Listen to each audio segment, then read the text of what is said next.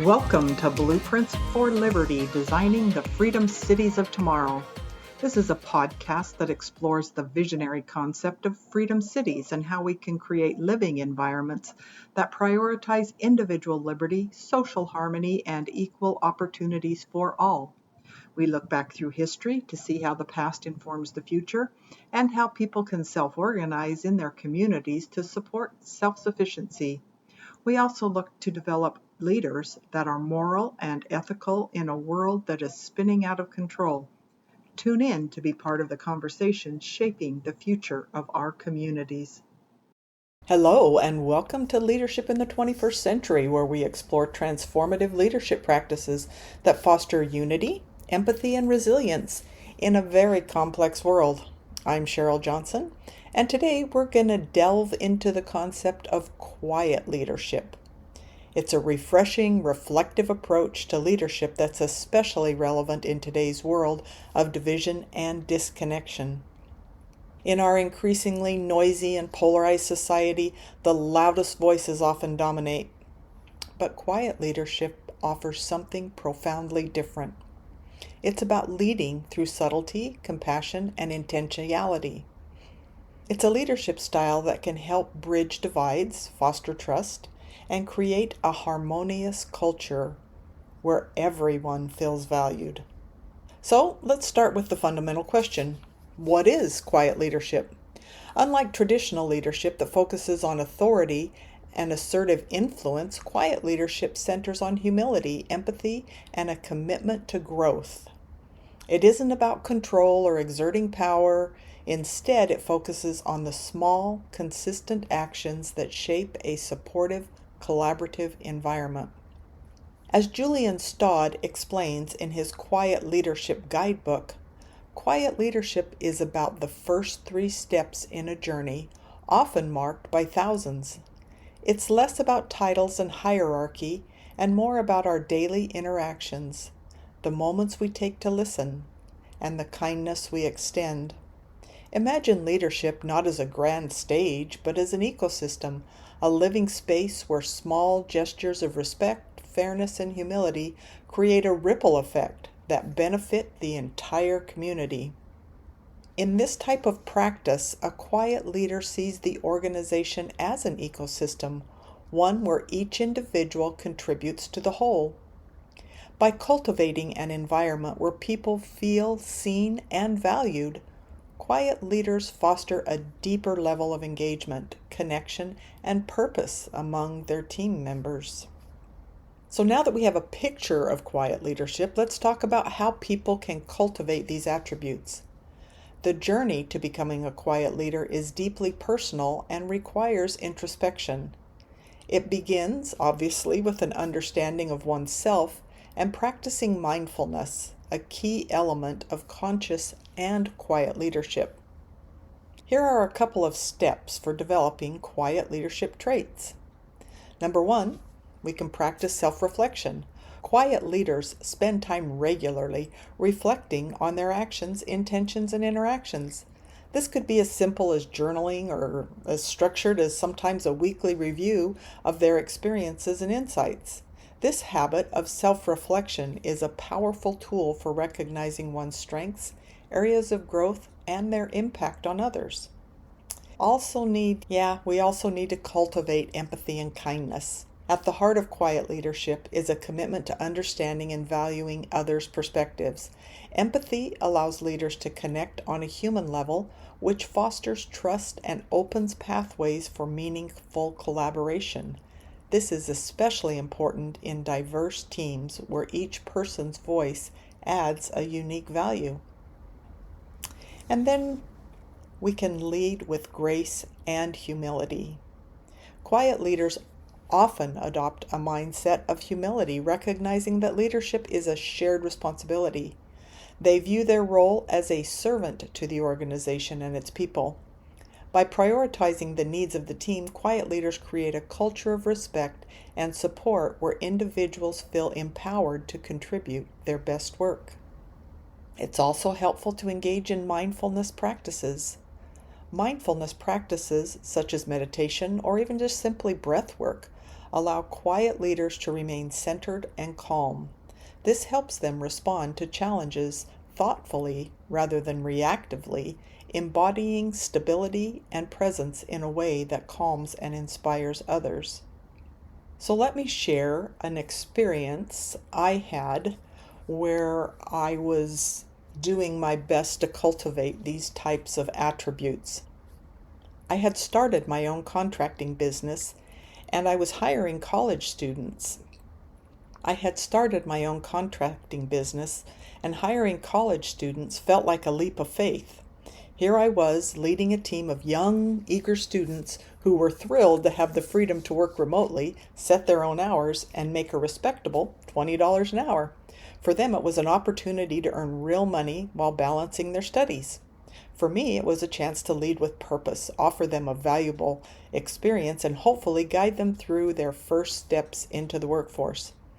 But as much as I had envisioned the excitement, I hadn't quite prepared for the challenges of leading this kind of a team, and particularly in a remote environment. So, yeah, at first I felt lucky. Some of these students thrived with little to no supervision, submitting their work promptly and with impressive quality. But for others, remote work didn't come so naturally. Without a traditional office space or a direct line of sight, I saw some of them struggle, drifting without guidance and missing deadlines. It was new territory for them and admittedly for me. I'd never managed people in a fully remote environment before, let alone young college students who were balancing academics, social lives, and other personal commitments. When things started going wrong, my initial reaction was frustration. I'd find myself wondering why certain I'd find myself wondering why certain students couldn't stay on task or meet expectations. I felt the weight of the responsibility I had to my clients, and in those early days I was tempted to put the blame on the students for not taking their work seriously enough. But it didn't take long to realize that there was another side to the story. That would be my side, yeah. So the truth was, I hadn't provided enough direction, and I wasn't truly seeing the challenges these students were facing. I needed to pause, humble myself, and consider that maybe I was part of the problem. That realization was a turning point. I made a conscious decision to take a step back and see my young team members as individuals, each with unique needs and strengths. I had to learn how to communicate better, and thankfully, I had some help. My daughter, who was also a college student, became my go-to advisor. She opened my eyes to the daily pressures of being a student and working part-time, especially in a remote environment. She taught me how to adapt my communication style to their world, using simpler, more approachable language and checking in regularly, not just to assign work, but to see how things genuinely were going. One of the most important lessons I learned was empathy. When students missed deadlines or couldn't deliver, I learned to ask questions instead of making assumptions.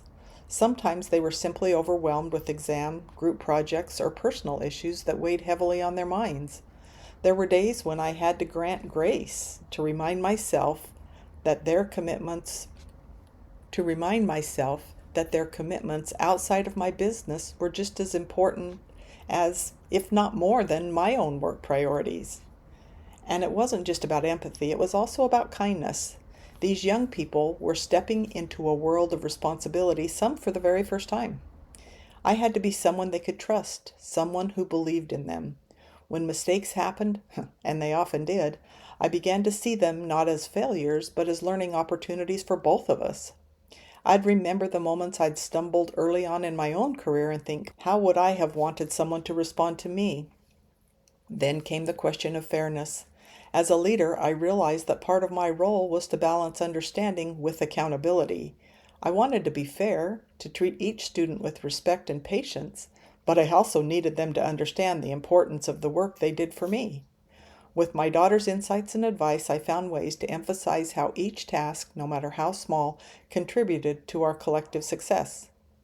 I had to instill a sense of purpose in them without demanding it, helping them feel proud of their work rather than feeling as though they were simply fulfilling an obligation. Over time, the changes started showing. Some students who initially struggled began stepping up, feeling more confident and supported. Others who already performed well started to shine even brighter, showing initiative I hadn't seen before. It was a journey that took patience, humility, and a lot of honest reflection. Looking back now, I see that quiet leadership isn't about having all the answers or being perfectly prepared. It's about being willing to learn alongside the people you lead, to meet them where they are, and to grow together. Working with these young people taught me far more than I ever expected. They gave me the gift of perspective, of understanding, and perhaps most importantly, of humility. Because at the end of the day, quiet leadership just isn't about having a loud presence or rigid expectations. It's about creating a space where others feel safe to learn, to make mistakes, and ultimately to find their own path forward. And for that experience, I will always be grateful. So you might be wondering, why is quiet leadership so crucial right now? The truth is, our world is facing extraordinary division, political polarization, social unrest, and even environmental and economic pressures. And in these challenging times, quiet leadership offers a way forward that emphasizes unity over division and collaboration over competition. There's always a time and a space for competition, but I think our world is ready for a more collaborative environment. Quiet leaders recognize that belief Quiet leaders recognize that beneath surface differences there is a shared humanity that can be the foundation for common ground. In environments where people feel divided, quiet leadership offers an approach that is calm, consistent, and grounded in empathy and mutual respect. When we lead quietly, we create a culture where people feel heard, valued, and respected, even if they hold differing viewpoints. This is essential for building bridges, fostering cooperation, and creating inclusive communities. Quiet leadership also plays a crucial role in helping organizations adapt to change. In a world where technological disruptions and evolving societal norms create constant change, quiet leaders help their teams navigate uncertainty by modeling resilience, flexibility, and open-mindedness.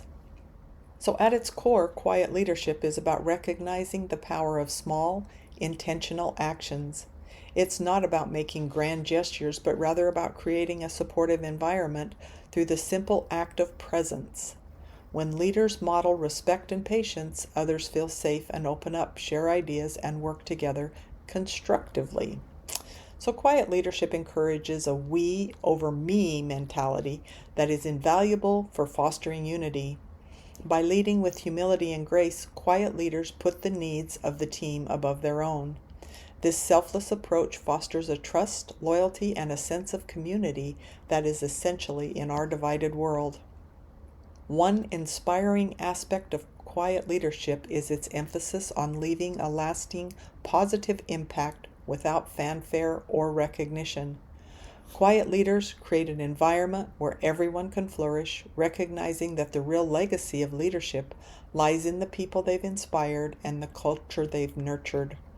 By embracing quiet leadership, we not only contribute to our immediate surroundings, but also send a ripple of kindness and integrity into the world.